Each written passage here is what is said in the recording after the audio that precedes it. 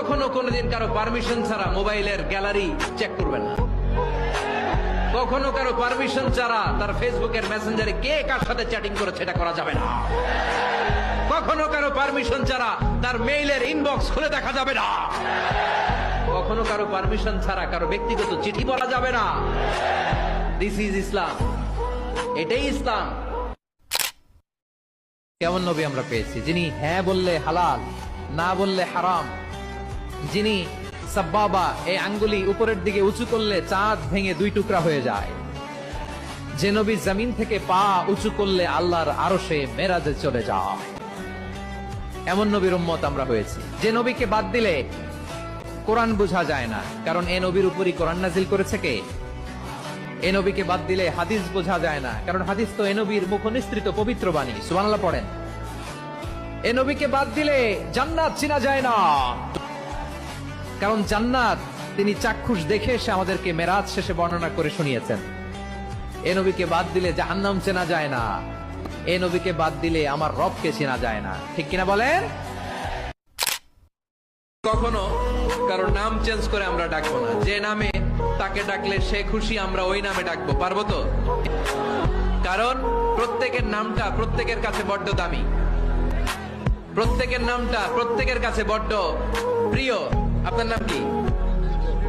লিটন ভাই, মাউল হক লিটন ভাই। আপনার কাছে মনে হইতে পারে আরে লিটন একটা নাম হইলো, এ তো কত আছে আমাদের এলাকায়। না, এলাকায় অনেক আছে ঠিক, কিন্তু লিটন ভাইয়ের কাছে লিটন নামটা খুব আদরের।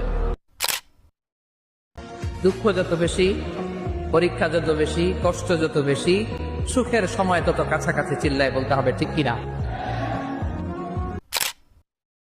তুমি আমারে গালি দাও, আমি মেনে নিব। আমার বাপারে গালি দাও, মেনে নিব। আমার দলের গালি দিবি, মেনে নিব। কিন্তু আমার নবীর গালি দিলে খবর আছে না নাই? আমার নবীর দিকে, আমার নবীর সম্মানের দিকে বা হাত তুললে ওই বা হাত কেমন করে ভেঙে দিতে হয় সেটাও আমাদের জানা আছে। ধরে কোন ঠিক কিনা? আশা ছেড়ে দিও না, ভরসা রাখো একজনের উপর। তিনি কে? You will find your way. তুমি তোমার রাস্তা খুঁজে পাবে, আর তোমাকে রাস্তা দেখাবে কে? আমরা কখনো হতাশ হই না, আমরা কখনো নিরাশ হই না, আমরা কখনোই হাল ছেড়ে দেই না। আমরা ভরসা রাখি একজনের উপর। তিনি কে?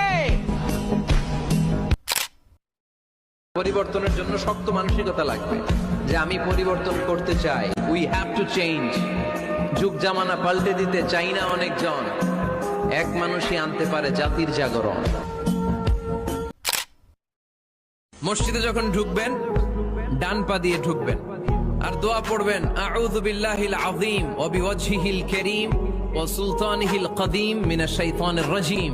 বিষ্ণু ইসলাম বললেন, যে ব্যক্তি মসজিদে ঢোকার সময় এই দোয়াটা পড়বে, শয়তান আফসোস শুরু করে। সে বলে, হায় হায়, আজকের দিনের জন্য, সারা দিনের জন্য তো তুই আমার ওয়াসওয়াসা থেকে বেঁচে গেলি।